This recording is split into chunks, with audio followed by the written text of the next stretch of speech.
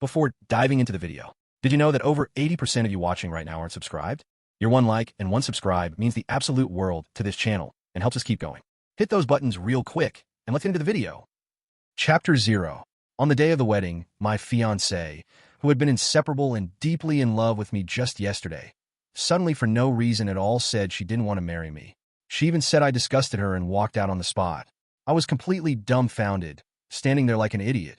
When I tried to ask why, I realized I couldn't reach her anymore. Chapter 1. The Shattered Vows.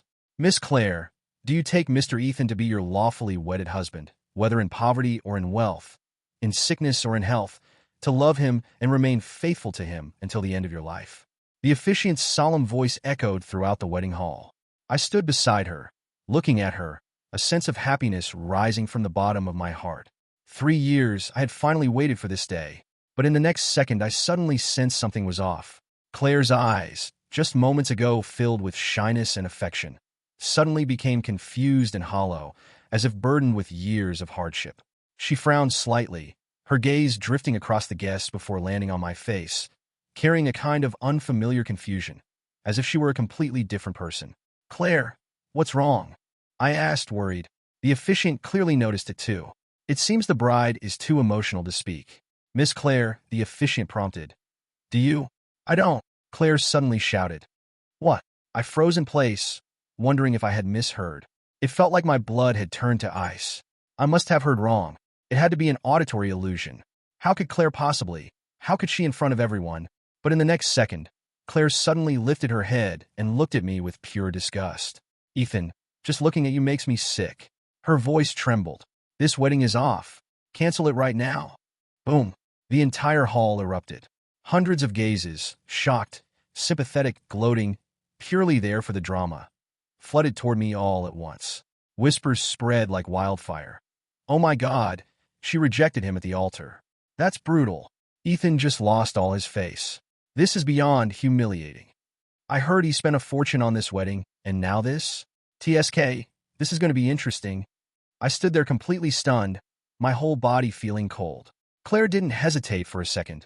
She yanked off her veil and threw it hard onto the red carpet. The bouquet followed, crashing to the ground, petals scattering everywhere.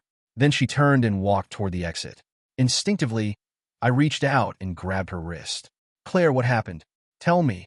Don't touch me," she snapped violently, shaking me off and looking at me like I was something filthy. "You make me sick. I loved you with all my heart, and you were scheming against my family. Don't think I don't know. Your company's cash flow is broken and you're about to go bankrupt. Trying to drag my family down with you? Dream on." "What? Scheming? Bankruptcy? Broken cash flow?" My company, Apex Dynamics, was running perfectly fine. Just last month, we signed a major deal with an industry giant. Funding was secured, and the future looked incredibly bright. Scheming against her family? I would have given her everything I had without hesitation. "Claire, what are you talking about?" I asked, confused. "When have I ever schemed against you? The company is operating just fine." "Who told you?" Slap. A sharp, resounding slap cut me off mid-sentence. My left cheek instantly burned with pain. A ringing sound filled my ears. The force made my head tilt to the side, and my vision briefly went black. By the time I looked up again, all I saw was her resolute figure walking away, leaving me behind alone like a complete and utter clown. Chapter 2. Burning the Bridges. I stood on the stage, still clutching tightly in my hand the diamond ring I never even got the chance to present. Hundreds of eyes were fixed on me, some filled with pity, some with shock and schadenfreude, but most were just waiting to watch me make a fool of myself. The officiant awkwardly held up the microphone. The groom." I looked down at the ring in my hand and suddenly laughed. How ironic. A carefully chosen day, a symbol carrying all our love and promises, and our love died at the very moment it was supposed to be most perfect. She personally, publicly, and in the cruelest way possible pronounced its death sentence. But why? After the chaos at the wedding, Claire disappeared as if she had vanished into thin air. No one knew where she had gone. Everyone assumed I must have done something to offend her, including her parents. That was something I wanted to know too. Why? I couldn't understand it. Just yesterday, my fiancée and I were inseparable, deeply in love. So why did she treat me like this? Why did she suddenly change her mind at the wedding? I couldn't figure it out. I desperately wanted to ask her myself. The air conditioner in the new apartment was on, but I still felt hot. No, not hot, restless, like thousands of ants were crawling and gnawing under my skin. I yanked off my tie, only to realize my fingers were trembling uncontrollably. The whiskey bottle was already empty. How many bottles had I had today? The third? The fifth? I couldn't remember. My phone on the coffee table kept vibrating, the screen lighting up and going dark again. Missed calls. Marcus, 23. Unread message. Chloe, 1. I didn't even need to open them to know what they said. Marcus was calling about the company. Chloe was here to twist the knife on Claire's behalf. Claire asked me to tell you to stop bothering her. She feels like throwing up when she sees you. I grabbed my phone about to smash it against the wall, but stopped at the last second. A news notification from yesterday was still on the screen. Dream of marrying into wealth shattered. Vance family calls off wedding publicly. Suspected cause. Apex Dynamics cash flow crisis. Cash flow crisis? I stared at those words and suddenly burst out laughing. The laughter echoed through the empty apartment. I felt like I had gone insane. How ridiculous. 3 months ago, Claire Vance had been lying on this very couch, kicking her legs as she flipped through our wedding plans. Ethan, she had suddenly rolled over and sat up, her eyes sparkling like stars. Should we book that new starlit ceiling banquet hall? It's expensive, but I want everyone to envy me. I pinched the tip of her nose. Sure, whatever you want. She laughed and threw herself into my arms. Ethan, just looking at you makes me sick. The warmth in my memory suddenly turned into the piercing scream from the stage. I shot to my feet, the alcohol and memories churning together in my stomach, rising to my throat. Staggering into the bathroom, I dropped to my knees in front of the toilet, dry heaving, only a few mouthfuls of sour liquid coming up. The person in the mirror had bloodshot eyes, stubble growing wildly along his jaw, and a suit wrinkled beyond recognition. That was me. This was the once confident, high-spirited Ethan. Claire's skincare products were still on the sink. That rhinestone hair clip still hung on the towel rack like it was mocking my pathetic state. My phone rang again, this time an email notification. Subject: termination notice. Sender: Aurora Tech. Due to the recent negative publicity surrounding your company, we have decided to suspend our cooperation. I stared at the screen and suddenly realized my hands had stopped shaking. A strange calm began rising from the soles of my feet. I pulled out the SIM card from my phone, snapped it in half with a soft crack, and let the 2 pieces fall between my fingers. Chapter 3. Starting over from zero. I turned and walked into the bedroom, pulling open the wardrobe. Claire's clothes were still neatly hanging inside. I dragged out the largest suitcase and started stuffing her things into it. Perfume, jewelry, pajamas, her favorite teddy bear. When I reached the photo album, my hand paused. The first page was a photo from our trip to the Maldives. She was wearing a white bikini, lying on my back, the sunlight reflecting off the sea and making our skin glow. I stared at it for a moment. Then, expressionless, I tore it in half and threw it into the trash.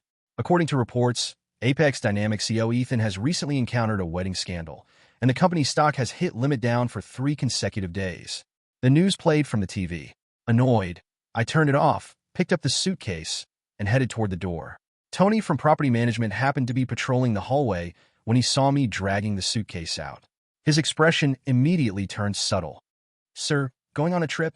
Taking out the trash. I pushed the suitcase into the elevator and pressed the first floor button. As the doors slowly closed, I saw Tony secretly taking photos, probably to post in the residence group chat with a caption like "Rich family son-in-law kicked out." Whatever. Back in the apartment, I pulled out a spare phone from the drawer and dialed the only number I still remembered. Marcus, I said calmly, make preparations. We're going to City A for inspection next week. There was silence on the other end. Are you serious? With the company in this state? That's exactly because of this state.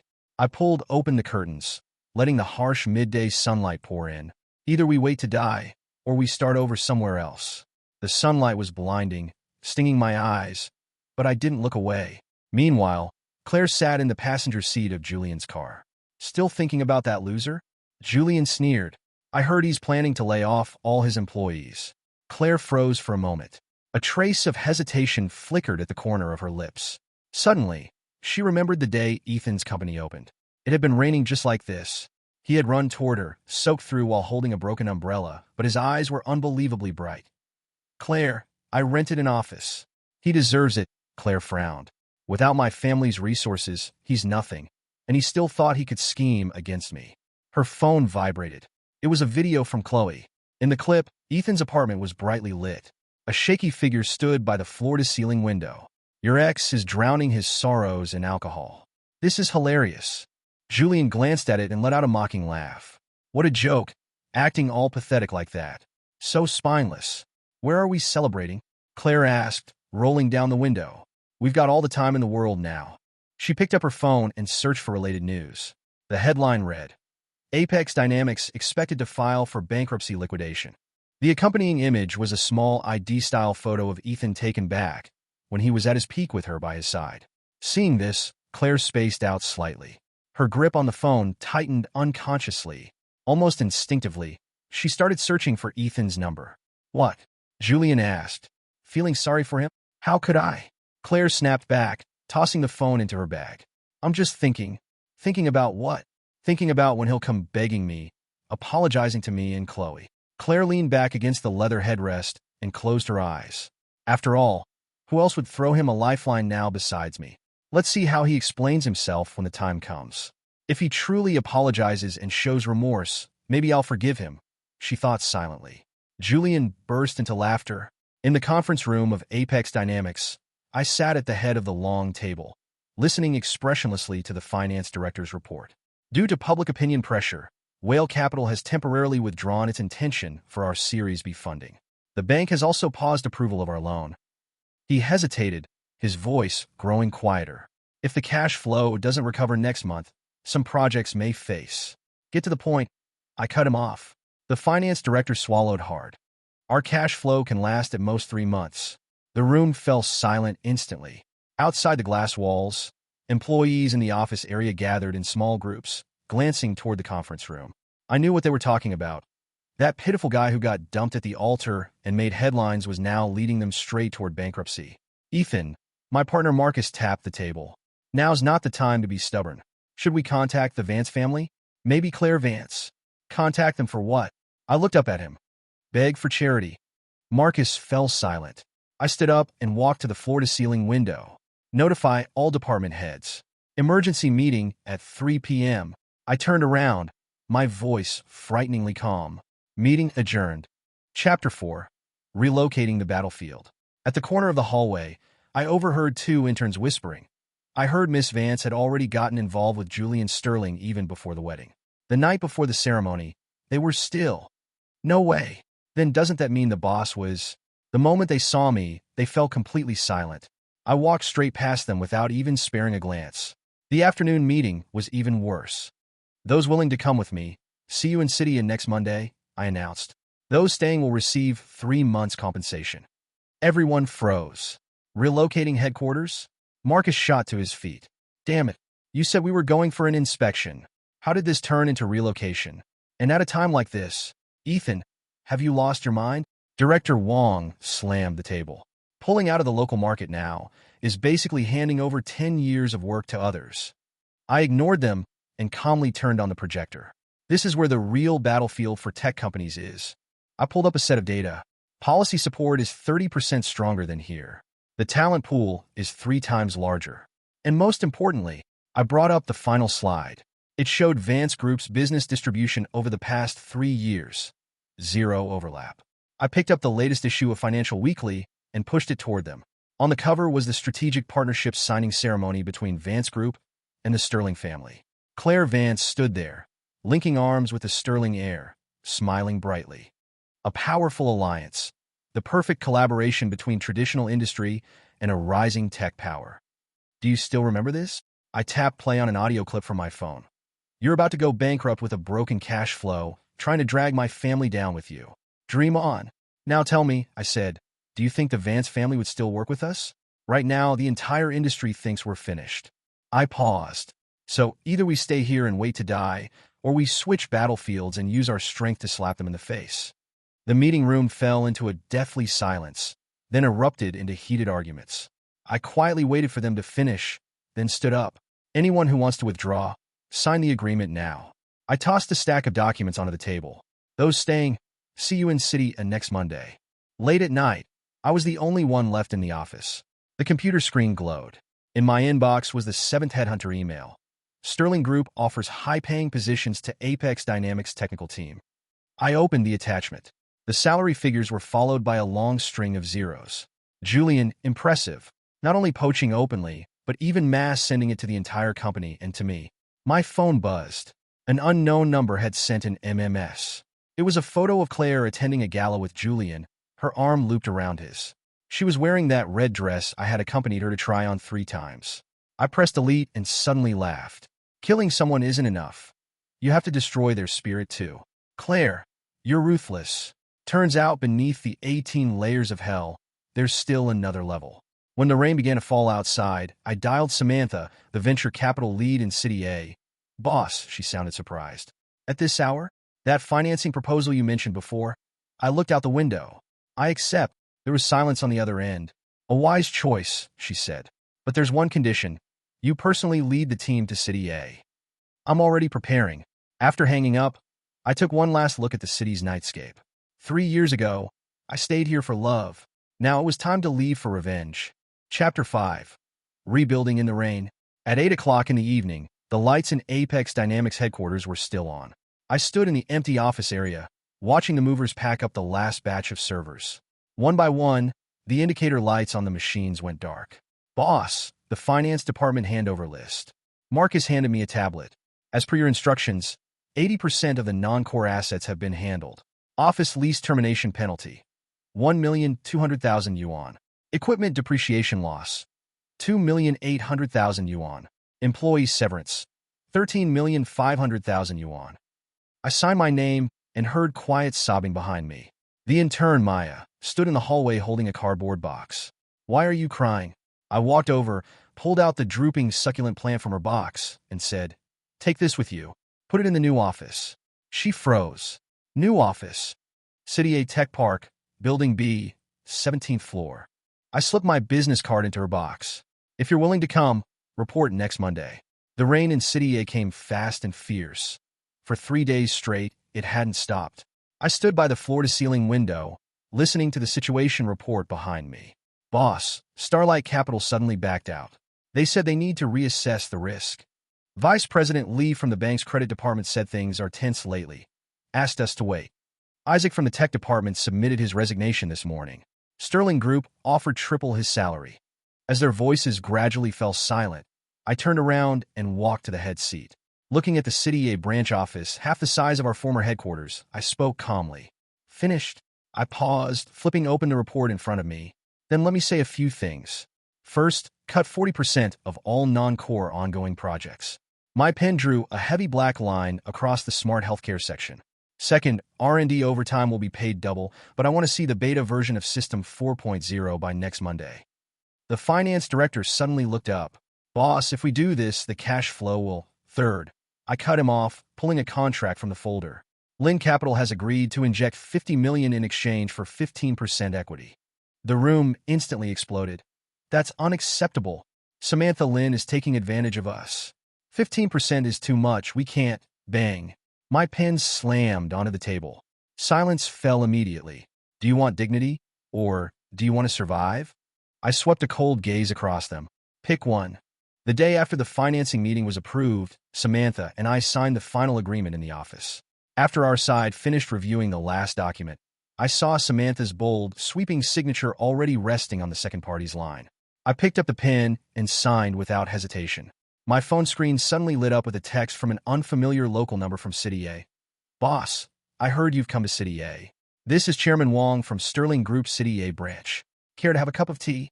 I stared at the message for a long time, then suddenly laughed.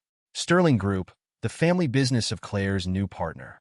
I slowly typed my reply. Sorry, I'm busy with a funeral. Whose funeral? The other side asked. I pressed send. The funeral of the man I used to be. Chapter 6. Rising from the warehouse. In the early hours of the morning, I returned to the temporary apartment I was renting.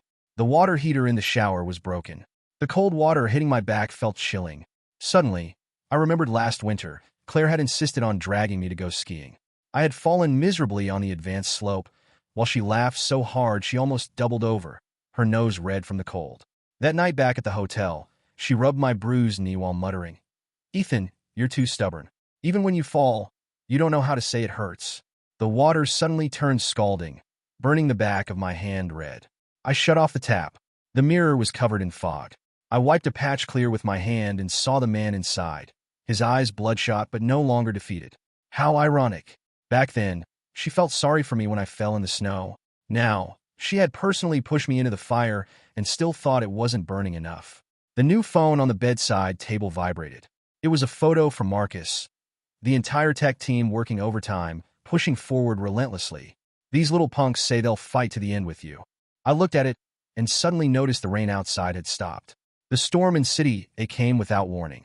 I stood in the temporary office converted from a warehouse, watching rainwater seep through the ceiling. The technical director was leading the team, covering equipment with plastic sheets. "Boss!" Marcus rushed in, drenched from head to toe. "The park management says our qualification review failed. They're cutting off power." I wiped the rain off my face and dialed Samantha. "Miss Samantha, I heard your father is the vice chairman of the City A Chamber of Commerce." A soft laugh came from the other end. Ethan finally learned how to ask for help. "No." I paused, gritting my teeth. "I'm here to deliver performance to you." I turned on speaker and read aloud the City A government key project introduction list that had just been released. Apex Dynamics 4.0 system was prominently listed. There was silence. "Wait," Samantha said before hanging up. 20 minutes later, the park manager arrived, bowing and scraping as he delivered a backup generator. A day later, late at night in the temporary dormitory, I stood in front of the mirror shaving. The news ran an article. A comeback from the brink. Apex Dynamics receives key government support in City A. The accompanying image showed our crude office. In one corner of the photo, the whiteboard was filled with dense algorithm formulas. Samantha's team had started making moves. Someone commented below the article. "Wasn't their cash flow supposedly broken? This doesn't look like a company about to collapse." The razor suddenly nicked my chin. A bead of blood surfaced. I stared at my reflection, those cold eyes, and suddenly remembered the message Chloe sent yesterday. "Ethan, heard you've fallen so low you're working out of a warehouse now. Claire said without her you can't accomplish anything. Want me to help you?" I deleted her without hesitation. Then I sent a message to Marcus. "Set up an interview with Financial Daily tomorrow. Focus on the military applications of System 4.0. Outside, the lights of City A burned through the night. Summer nights here were oppressively hot. I took a sip of coffee, staring at the whiteboard in the meeting room filled with dense algorithm formulas. It was already past 11 p.m. Our technical team was exhausted. They had been working nonstop for 48 hours. Coffee cups piled up in the trash. "It's still not enough." Chief Engineer David took off his glasses, rubbing his red eyes hard. "The neural network module of System 4.0 is still 3 percentage points short in accuracy." I picked up a marker and circled a set of parameters in the corner of the whiteboard. "Raise this threshold by 0.3. Run it again using a Monte Carlo algorithm that doesn't follow conventional logic. In military applications, we don't need conventional logic." I cut him off. They need a system that can still identify targets accurately under electromagnetic interference. David opened his mouth. Then his eyes suddenly widened. "Wait, if we add adaptive filtering?" The entire team sprang to life like they'd been shocked. The sound of keyboards instantly erupted like a storm. I turned and walked out of the meeting room, splashing cold water on my face in the restroom. The man in the mirror had dark circles under his eyes, but they were filled with something new. Hope. My phone vibrated. A message from Samantha. "Heard you're bidding for a military project. You've got guts." I shook the water off my hands and replied, "If I didn't, how would I be worthy of working with you?" When I looked up again, I realized the man in the mirror was smiling. Chapter 7. The True Nature of Rebirth. At the banquet hall of the Peninsula Hotel, I held a glass of champagne, watching Chairman Wong of Sterling Group as his face shifted from red to pale. The contract in his hand trembled slightly. That was the Rail Transit Intelligent Monitoring System deal we had just secured, with 8 zeros trailing behind the amount. "Impressive tactics," he said through clenched teeth. "Even managing to leverage a team of top Academy scholars from the capital. You flatter me, Chairman Wong." I took a sip of champagne. "It's just that our solution can last about 10 seconds longer than traditional systems under electromagnetic pulse conditions. That just happened had cost my team 3 months of sleepless nights and $20 million in R&D. A sudden commotion rose from the other side of the hall. The crowd parted as Samantha walked toward us, wearing a dark green dress with graceful poise. "Let me introduce someone," She stood naturally at my side. This is Elena, an AI expert who just returned from Silicon Valley. Behind her stood a young woman in a white suit, shoulder-length hair, sharp eyes. Pleasure to meet you. Elena. She shook my hand. I've read your paper on neural network robustness. Her eyes were bright. You're too kind, Dr. Elena. I withdrew my hand.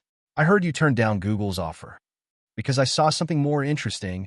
She picked up a glass of sparkling water from a passing tray and glanced meaningfully at Chairman Wong in the distance. For example, teaching certain people how to behave again. Samantha let out a soft laugh. Business Weekly ran an exclusive interview on me. I stood before the floor-to-ceiling windows of Apex Dynamics' new headquarters, the skyline of City A stretching behind me. The headline was blood red. A tech titan rising from the ruins of a wedding. 3 invitations lay on my desk. An awards ceremony from the city government for Entrepreneur of the Year. An appointment letter as a distinguished professor from the Capital University Institute of Artificial Intelligence. An invitation to the 20th anniversary celebration of Vance Group. My phone rang. An unfamiliar number. President Ethan. The voice sounded obsequious. This is Jordan, Vice President of Aurora. Do you remember me? Back then. I hung up immediately. Outside, the sunset over City A was stunning. I pressed the intercom. Notify the tech department. Move the prototype test of System 6.0 to tonight. Tonight? My assistant gasped. But everyone is already. Tell them I flipped open the second phase military contract. If they pull this off, year-end bonuses will triple. After hanging up, I noticed a new email in my inbox. Sender, Elena. Subject, cooperate. The attachment was a cutting-edge paper on quantum encryption integrated with intelligent systems. On the title page, written in pen, Dare to bet big again? I shook my head, suddenly feeling that everything had become interesting again. Claire stood in the walk-in closet, her right hand unconsciously brushing against her wedding dress. 3 years had passed, yet it remained as white and pristine as ever. No one knew Claire had been reborn. In her previous life, she and Ethan had been a perfect match, deeply in love. Everything began to change after Chloe developed depression. It turned out Chloe's depression started because the day before the wedding, Ethan had supposedly assaulted her. For the sake of Claire's wedding proceeding smoothly, Chloe chose to hide it, slowly sinking into depression. Later, Julian uncovered that at the time of the wedding, Apex Dynamics was already on the verge of a cash flow collapse. Ethan had deliberately schemed against the Vance family and her, trying to stabilize rumors and public opinion through the marriage alliance. Afterward, Vance Group did inject funds into Apex Dynamics, though they also obtained corresponding shares. From that point on, Claire's impression of Ethan plummeted.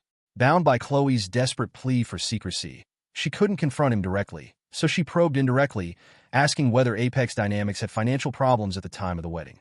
Ethan, completely unaware, simply laughed it off and denied everything. Claire fell into torment, caught between her best friend and the man she loved. Distracted and emotionally unstable, she got into a car accident. When she woke up, she had returned to the day of the wedding. Looking at Ethan, she felt nothing but disgust. That was why she immediately called off the ceremony. Claire, Chloe's voice came from outside. I brought your favorite tiramisu. Coming. Claire quickly shut the closet door. The torn wedding photos she had destroyed were still locked in the bottom drawer like a scar she dared not reveal. Chapter 8. Cracks in the Illusion. Ethan actually managed to take the company public. Chloe scooped a spoonful of cake. But I heard the stock price is overvalued. A lot of experts are predicting. Change the topic. Claire cut her off and took a sip of champagne. The bubbles had long faded, just like the aftertaste of that grand wedding 3 years ago. After a brief sense of victory, what remained was a long stretch of emptiness. She remembered the news shortly after the wedding. Apex Dynamics announces headquarters relocation, secures $500 million in government support from City A. What had she felt back then? Why had there been a trace of heartache and loss at that moment? The TV was playing the news when a sudden segment popped up. Apex Dynamics' latest intelligence system release. Ethan stood on stage at the press conference, side by side with a short-haired woman. That woman, isn't she the daughter of Lynn Capital? Chloe leaned closer to the screen, a hint of unease flashing across her face. I heard she's extremely capable. Maybe Ethan's rise is all thanks to... Bang. Claire turned off the TV and threw the remote onto the coffee table. The screen went dark instantly. Her chest rose and fell sharply. Something was wrong. Everything was wrong. In her previous life, At this point, wasn't Ethan's company already struggling? Hadn't he schemed against her and relied on the Vance family's support just to barely stabilize things? Only after marriage did the company slowly recover, and it never even came close to going public. So why, after she canceled the wedding, had he actually developed even better than in her previous life? Could it be that his cash flow had never broken in the first place? Had she misunderstood him? No. Julian had investigated it in her previous life, and the day before the wedding, Ethan had harassed Chloe. Chloe herself had told her this when she fell into depression. Claire. Chloe held her hand, concerned. You don't look well. Claire hesitated, then asked, Chloe, the night before my wedding, did you run into Ethan? Why are you asking that? Weren't we with you the whole time? Boom. It felt like something exploded in her mind. The sealed box of memories burst open. On the 36th floor of City A's Central Tower, in front of the panoramic floor-to-ceiling windows, I loosened my tie and looked down at the city lights below, glowing like a galaxy. Boss, today's closing data. My assistant handed me a tablet, barely hiding the excitement in his voice. Our market value just surpassed $20 billion US. The numbers on the screen were still climbing. 3 years ago, Apex Dynamics had been labeled by the media as on the verge of bankruptcy. Now it had become one of the most valuable AI companies in Asia. A knock sounded at the office door. Elena leaned against the door frame, a black dress fitted under her lab coat. She lightly shook the champagne in her hand. The lab team wants to throw a celebration party, and the main character is hiding here working. I took the glass and smiled, taking a sip. Did we sign the third phase military contract? Elena casually took the tablet from my hand and glanced at the data. Wow, 15% higher than expected. Because we deserve it. I lightly clinked glasses with her. And because your idea to integrate quantum encryption made a major contribution. Still, it's thanks to your decisiveness in trusting it. She smiled.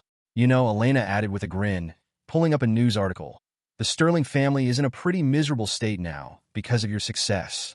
Want to take a look? I shook my head with a faint smile. Elena raised an eyebrow. Not curious about your former rival's downfall?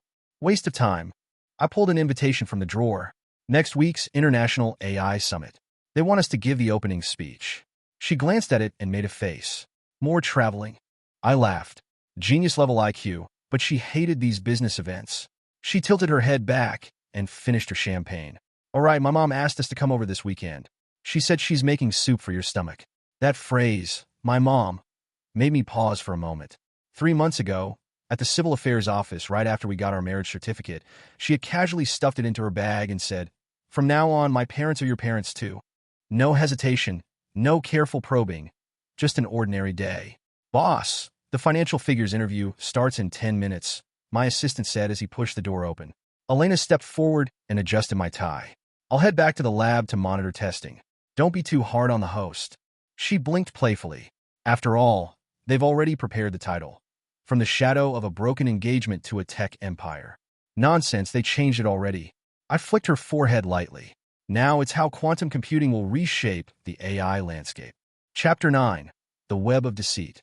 Unravels in the live interview studio. Ethan, many people are curious, the host asked with a smile. When Miss Vance publicly called off the wedding back then, did you ever think about giving up?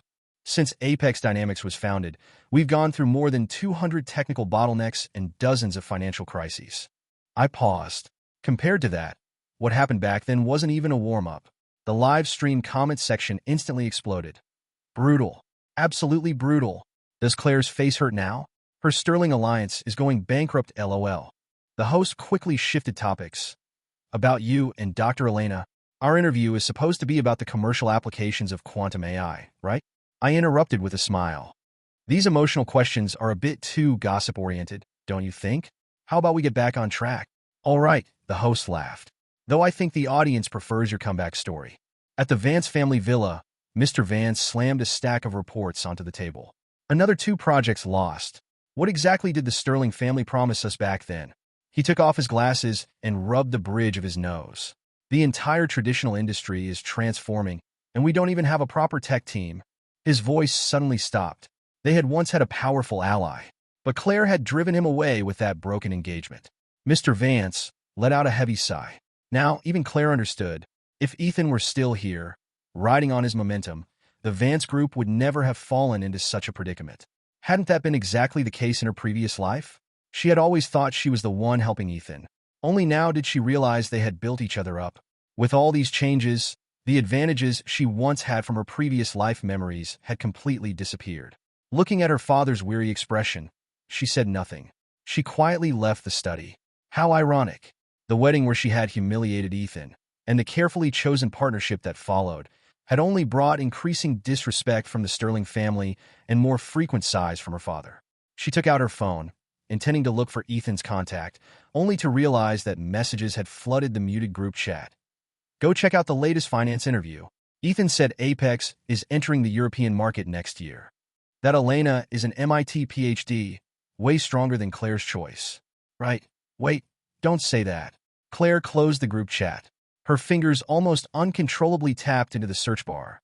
Ethan, Elena. The screen instantly filled with results. Joint speeches at tech summits. Holding hands at charity galas. A diamond ring spotted on her ring finger at the airport. Trending topic from this morning.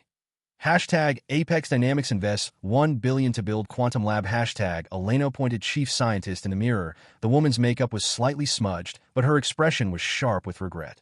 At this point in her previous life, she should have been the dazzling heiress of the Vance family, the treasure Ethan held in the palm of his hand. Not like now, watching helplessly as her family business declined day by day. Her phone buzzed again. It was a long voice message from Chloe. Claire, don't look at those news stories. Ethan just got lucky and used some shady methods.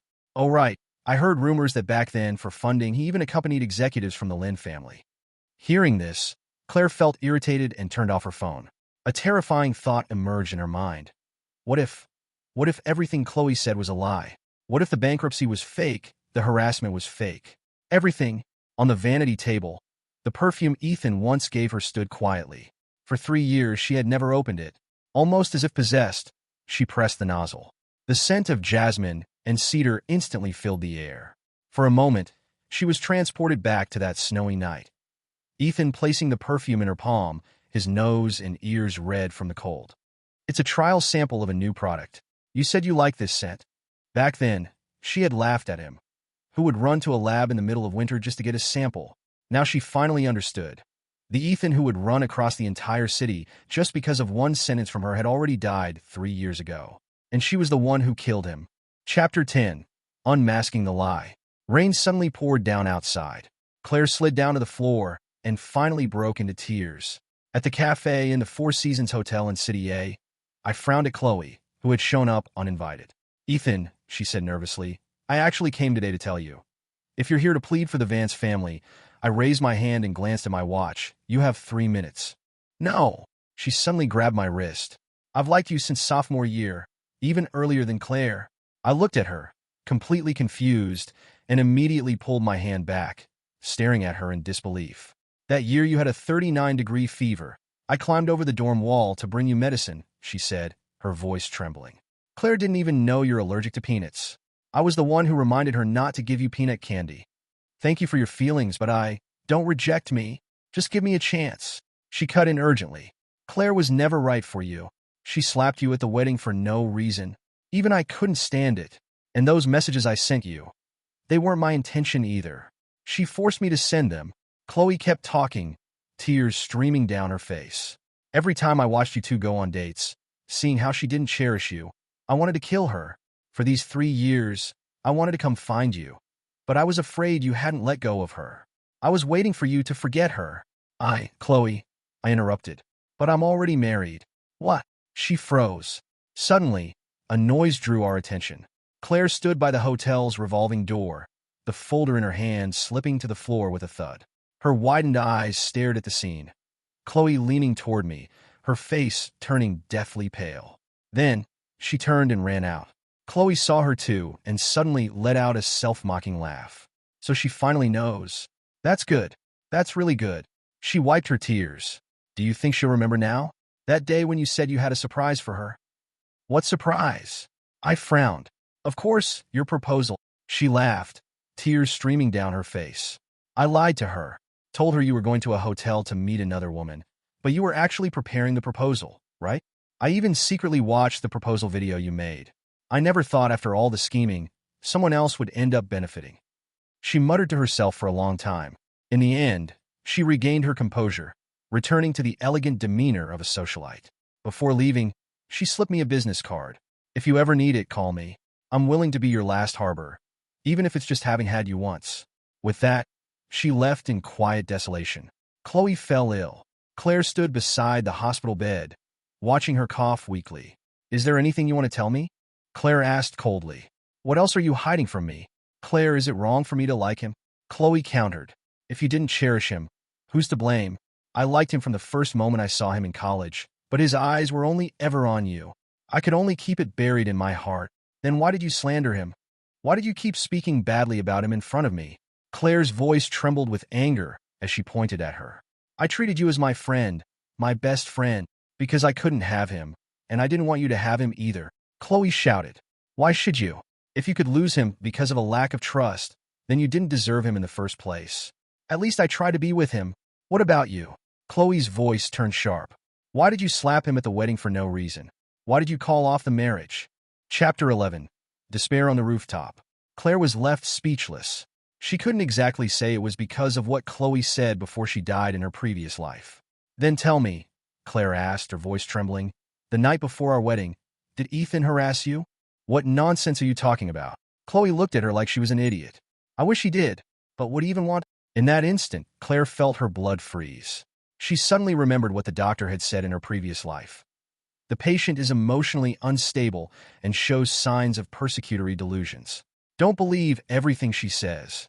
Back then, she hadn't even bothered to ask further.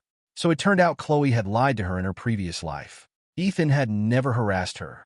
Or perhaps everything was just Chloe's own delusion, her desire twisted into something she could no longer distinguish from reality. Ethan had been wronged all along. Now it seemed that Chloe's depression wasn't caused by any assault, but by loving Ethan and never being able to have him. And yet, from beginning to end, Ethan had never betrayed her. It was she who, for no reason, had called off the wedding. In his eyes at that moment, how incomprehensible must she have seemed. I was wrong. What have I done? Claire stood on the hospital rooftop, the cold wind whipping her clothes. Memories surged like a tide. Ethan staying up all night to help revise her graduation project. Him running all over the city to buy her medicine when she had a fever, sweat dripping from his forehead. The night before the wedding when he mysteriously said he had prepared a surprise, his eyes full of light. And what had she given him in return? A public rejection, a slap, the cruelest humiliation. Her phone vibrated again.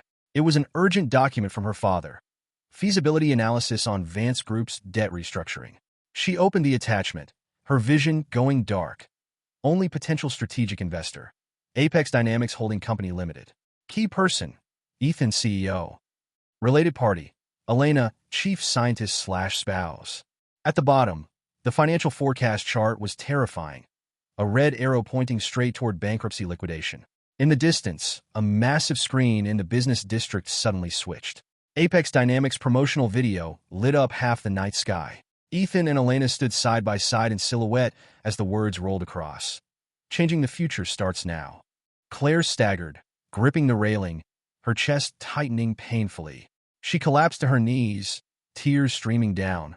With her own hands, she had pushed the man who loved her deeply into another woman's arms and dragged her family business into an irreversible abyss. Claire sat slumped at the edge of the rooftop, staring at the dazzling brilliance of the Apex Dynamics billboard. She couldn't help but remember the last look Ethan gave her at the wedding. There was no hatred, only complete confusion and a heart that had gone utterly cold. On a rainy night, Claire Vance stood outside the revolving door, soaked through. Her pale face was indistinguishable between rainwater and tears. In her hand, she clutched a worn, yellowed notebook. Soon after, the reception desk transferred a call to my private line. Boss, the head of security hesitated. Miss Vance has been standing downstairs in the rain for half an hour. She says if you don't see her, she'll... I frowned. Let her come up.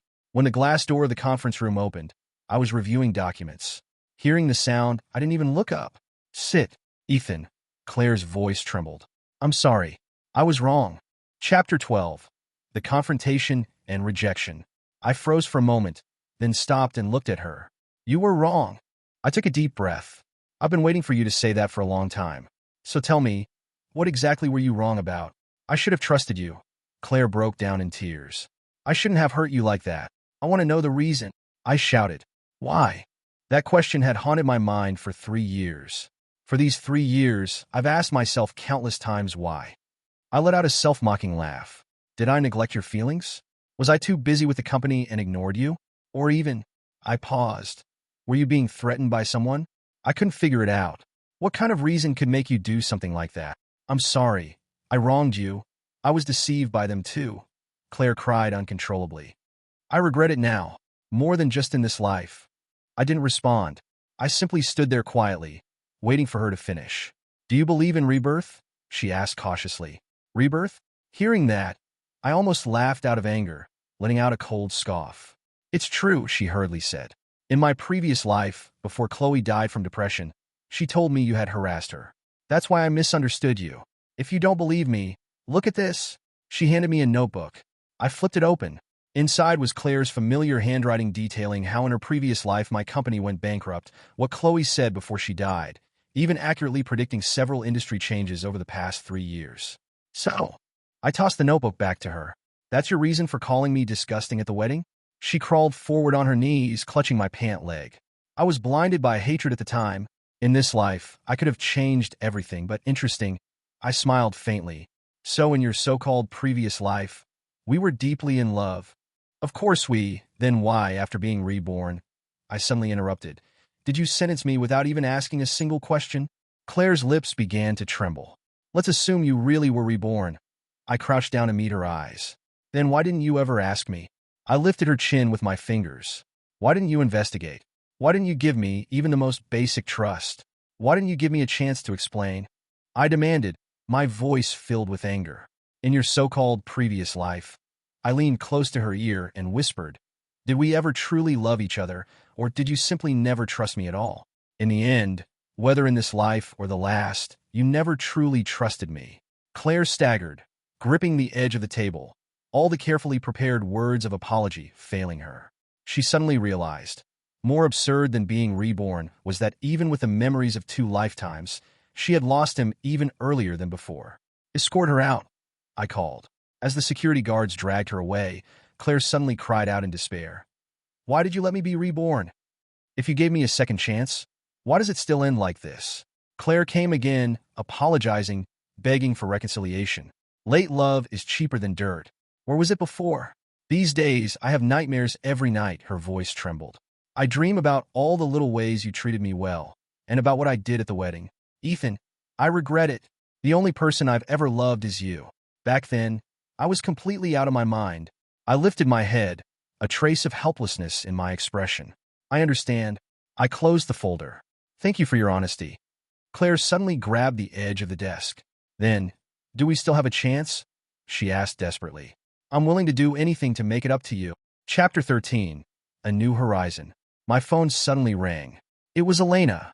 I picked it up. Just finished talking. All right, I'll have the driver pick you up. My voice softened unconsciously. See you downstairs in half an hour. Is it her? Claire gave a bitter smile as soon as I hung up. That Elena, Miss Vance. I cut her off calmly. We've already broken up, and that was your choice. Why? Why did it turn out like this? I was wrong. I really know I was wrong. I've heard your explanation. So what now? Claire's sobbing suddenly stopped. Back then, you chose not to believe me. I paused. In front of everyone, you used the cruelest words and the most resolute stance to crush our relationship and my dignity into the dirt. Did you ever think of giving me even 1 minute to explain? I stood up. Now that the truth is out, you feel wronged. You feel pain. I turned around, looking down at her. What about my pain? Who's going to pay for that wedding, the one I almost didn't survive? Claire's chest heaved violently. Back then, when you ran away wearing the wedding dress I personally chose for you, I let out a soft laugh. I didn't make a scene, Claire. Claire froze. And now, I pressed the call button. Why are you crying? Are you crying because you finally realized how terribly wrong you were, only to find that no one is waiting for you anymore? Or are you crying because what you lost was never love, just the straw you thought could save the Vance family? Or maybe, I tilted my head slightly, you're crying because you were blind. The assistant pushed the door open. He handed over a box of tissues, but I waved it away. Wipe down the reception area. Dr. Elena is allergic to tears. Claire Vance was taken away. Her hysterical screams echoed faintly from the elevator. 3 months later, Vance Group went bankrupt. Claire sat in a cramped rental apartment, staring at the TV as her family villa was sealed off. A reporter was interviewing an Apex Dynamics employee. "I heard your company has acquired Vance Group's core patents?" "Standard business practice," the employee replied with a smile. Dr. Elena believes those technologies still have room for improvement. Outside, thunder roared as heavy rain battered the windows. Claire mechanically opened her phone gallery and scrolled to a photo from 3 years ago, Ethan proposing to her. The man knelt on the beach, love in his eyes almost spilling out of the screen. She couldn't hold it in anymore. Clutching her phone, she broke down in tears. Meanwhile, in an overwater villa in the Maldives, Elena leaned against me. "I've reviewed the lab data." She looked up at me. "Guess what? That core algorithm from Vance Group actually has some merit." "So?" I asked, my hand resting lightly on her shoulder. "So I improved it." Elena blinked mischievously. Perfect timing for phase 4 of the next project. I chuckled softly and pulled her into my arms. Outside the floor-to-ceiling windows, the endless blue sea and sky stretched into the horizon. The white sand beach had long been smoothed over by the tides, just like certain pasts that had already disappeared without a trace. Chapter 14. The Starlight Horizon. A year had passed since the acquisition, and the tech world was once again buzzing with news of Apex Dynamics. The storm of the past had entirely faded into distant history, leaving behind a company that stood as an undisputed titan of the global tech landscape. But for me, the grandest milestone wasn't a stock valuation or a breakthrough in quantum algorithms. It was a quiet evening on a secluded coastal estate overlooking the ocean. Inside the glass-walled pavilion, soft acoustic music played. A small, intimate gathering of close friends, longtime colleagues like Marcus and David, and trusted partners had gathered. Warm golden lights hung from the trees outside, casting a gentle glow over the blooming jasmine flowers that scented the ocean breeze. "You look surprisingly relaxed for a man who usually lives on 4 hours of sleep and cold coffee," Marcus teased, walking up to me with 2 glasses of champagne. "When you have the right people around you, things just fall into place," I replied with a light chuckle, taking a glass and looking toward the garden. David nodded in agreement. "We've come a long way from that leaking warehouse in City, boss?" "We did," I said softly, feeling a genuine sense of peace settle over me. "And we left the mud where it belonged." The soft murmur of the crowd fell silent as the glass doors to the terrace opened. Elena stepped into the sunlight, wearing an elegant, simple white silk dress that shimmered under the warm lights. There were no flashy jewels or grand displays, just effortless grace and a bright, radiant smile that brought an instant warmth to my heart. Her parents walked alongside her, smiling warmly, while her mother adjusted the small, white flower in Elena's hair. I stepped forward, holding out my hand. As her fingers wrapped around mine, she looked up into my eyes, her sharp, intelligent gaze softening into pure affection. "Did I keep you waiting?" she whispered playfully, her eyes twinkling. "I'd wait a lifetime for this," I replied, my voice grounded and steady. There were no bitter memories, no hidden motives, and no lingering doubts. What we built was rooted in absolute trust, mutual respect, and a shared vision for the future. We had weathered every storm together, turning challenges into triumphs and building a life anchored on an unwavering foundation. As the sunset painted the sky in brilliant shades of amber, gold, and deep indigo, the ocean breeze carried our promises across the water. Loud applause broke out from our closest friends, filling the air with laughter, joy, and hearty toasts to a new beginning. Later that night, as the party continued indoors, Elena and I stood on the open balcony, listening to the soft, rhythmic crash of the waves against the shore.